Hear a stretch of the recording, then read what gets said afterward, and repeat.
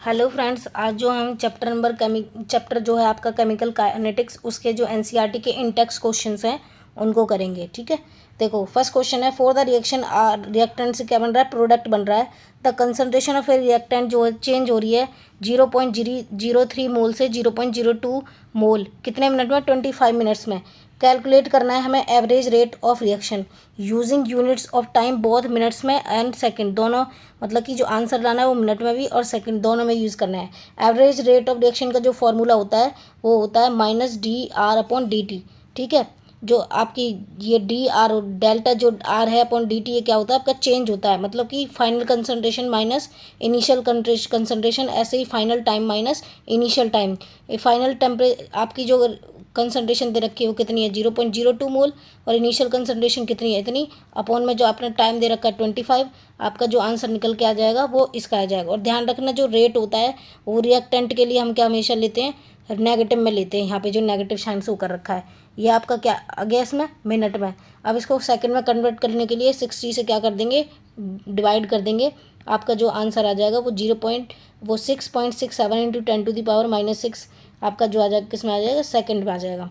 Next question देखिए, question number second, in A reaction two A gives product the concentration A जो है decrease कर दी जा रही है। ठीक है, कोई रिएक्शन है जो उसका रिएक्टेंट है वो 2A से प्रोडक्ट में कन्वर्ट हो रहा है और उसकी कंसंट्रेशन को डिक्रीज कर दिया जा रहा है। ए की कंसंट्रेशन को 0.5 मोल पर लीटर से लेके 0.4 पर मिली 0.4 मोल लीटर इनवर्स के अंदर कितने मिनट के अंदर, 10 मिनट्स के अंदर।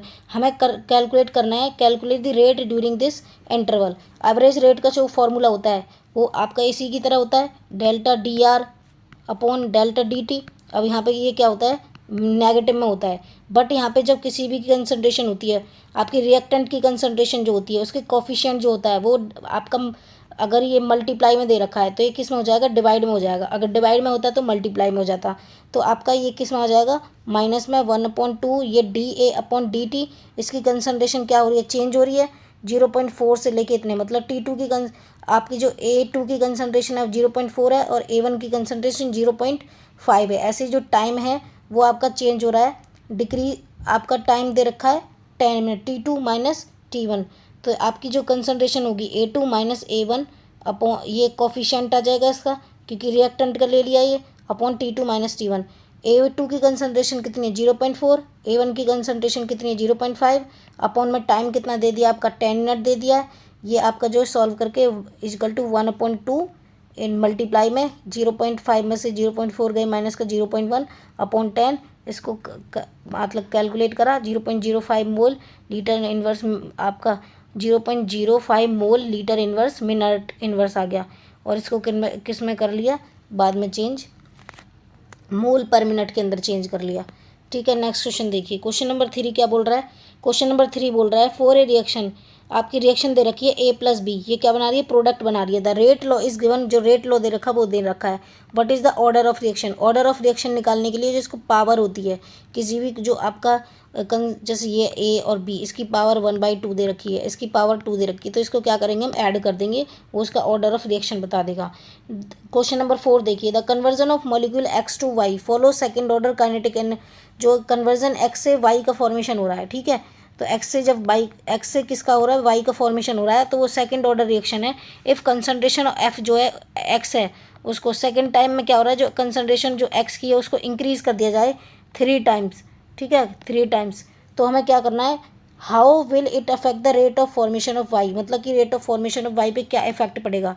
देखिए क्या इफेक्ट पड़ेगा, जो आपका रेट होता है, रेट क्या होता है आपका, रेट इज इक्वल टू आपका rate R is equal to K rate constant, तो इसका क्या हो जाएगा एक्स मान लेंगे। ठीक है, ये फॉर्मूला होता है, क्योंकि जो फॉर्मूले होता है rate is equal to K concentration of A and concentration of B, इसका जो कोफिशिएंट होता है उसको बाद में लेते हैं जितना वो बोल रहे हैं।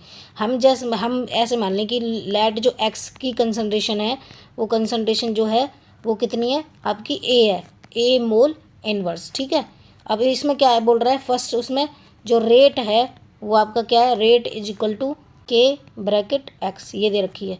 अगर हम इसको रेट R1 को क्या कर दिया जाए, के की पावर ए कर दिया जाए, A² कर दिया जाए, क्योंकि इसमें रेट को क्या कर रहा है, एक्स मोल से सेकंड ऑर्डर रिएक्शन है, क्योंकि सेकंड ऑर्डर रिएक्शन है तो इसकी कंसंट्रेशन डबल हो जाएगी, और एक्स की जो कंसंट्रेशन है मान लिया हमने वो ए है, ठीक है, तो रेट क्या हो गई डबल। अब बाद में बोल रहा है कि इसकी कंसंट्रेशन को, एक्स की कंसंट्रेशन को 3 टाइम्स कर दिया जाए, मतलब एक्स से 3x बन जाएगा, तो R2 इज इक्वल टू आपका कितना हो जाएगा, के ब्रैकेट 3a का स्क्वायर, क्योंकि जो आपका यहाँ पे कंसंट्रेशन जो एक्स की क्या मान ली थी हमने, ए मान ली थी, यहाँ पे ये ए मान रखी है, तो कंसंट्रेशन जो है इस फॉर्मूले के अंदर इसको क्या कर देंगे, 3a पुट कर देंगे और स्क्वायर कर देंगे, क्योंकि डबल कर रहा है उसकी कंसंट्रेशन को। तो R2 इज इक्वल टू आपका कितना आ जाएगा, 9Ka2। तो ये R2 किसके बराबर आ जाएगा, 9R1 के बराबर, ठीक है। ये आपका क्या आ जाएगा, आंसर आ जाएगा, 9 टाइम्स जो है इंक्रीज कर जाएगी। नेक्स्ट क्वेश्चन देखिए, क्वेश्चन नंबर 5 क्या बोल रहा है, क्वेश्चन नंबर 5 बोल रहा है a first order reaction has a rate constant की वैल्यू दे रखी है आपको, ठीक है। How long will 5 gram this reactant take to reduce to 3 gram, मतलब जो 5 ग्राम से रिड्यूस होकर 3 ग्राम में जा रहा है तो कितने टाइम के बाद हो जाएगा। We know that first order reaction के लिए जो फॉर्मूला होता है time is equal to 2.303 upon K log R naught upon R, मतलब कि initial concentration upon final concentration.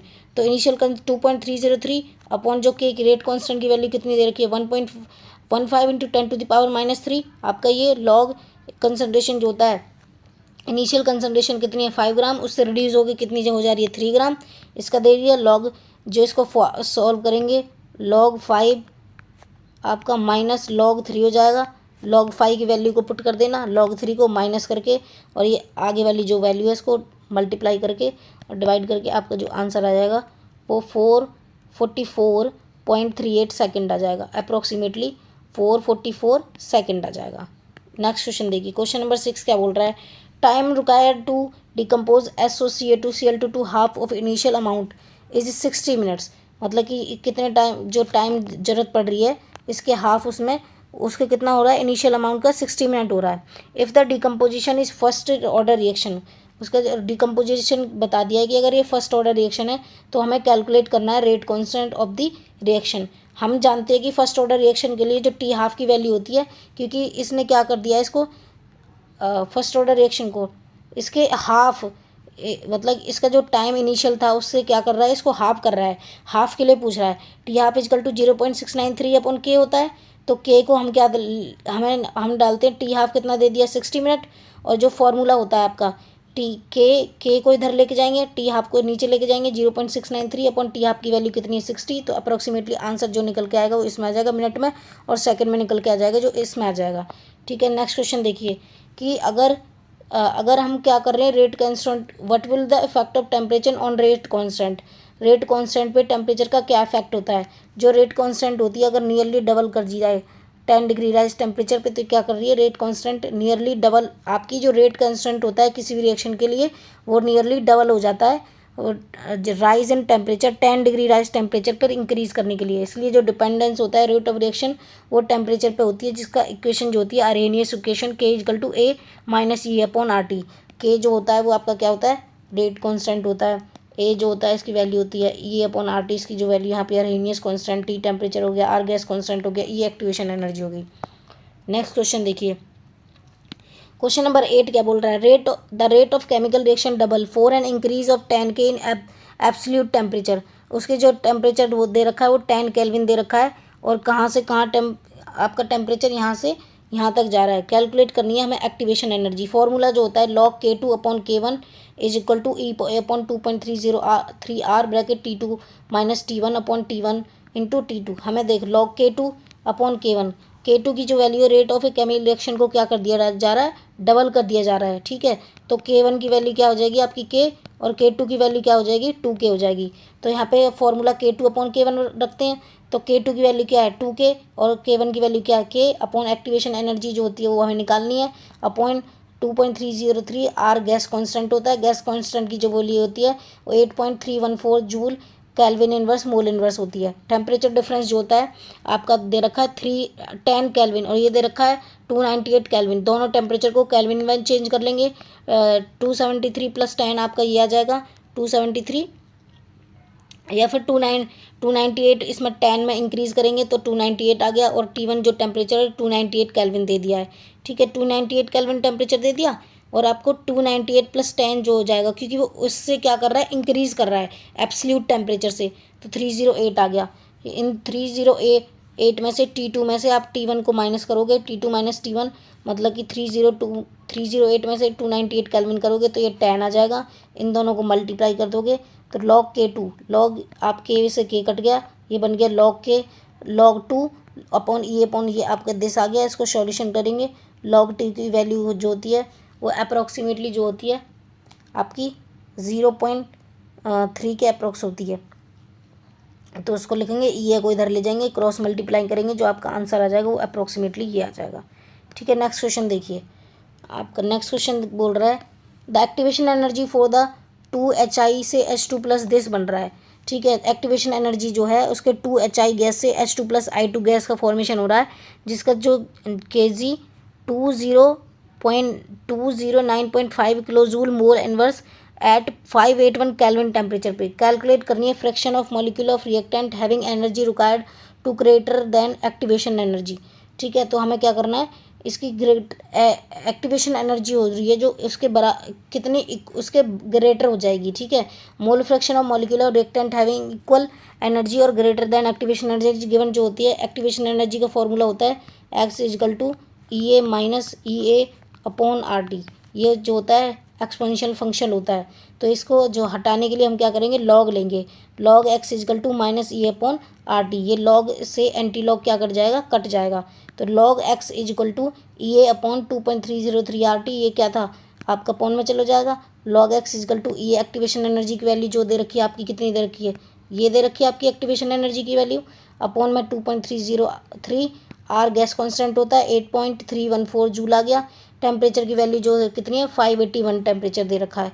ठीक है, तो जो इसका सॉल्व करके आ जाएगा ये आ जाएगा आप। उसके बाद जो है log X जो है इसको हम ऐसे नहीं निकाल सकते, इसका एंटी लॉग लेना पड़ेगा। एंटी लॉग जो होता है वो आपका किसके बराबर होता है, -18.8323 किसके बराबर होता है, अप्रॉक्सीमेटली 1.471 × 10⁻⁻19 के बराबर। ठीक है, अच्छा ये अगर ये वीडियो मेरी आपको अच्छी लगी है तो please like, share and subscribe करना। Thank you.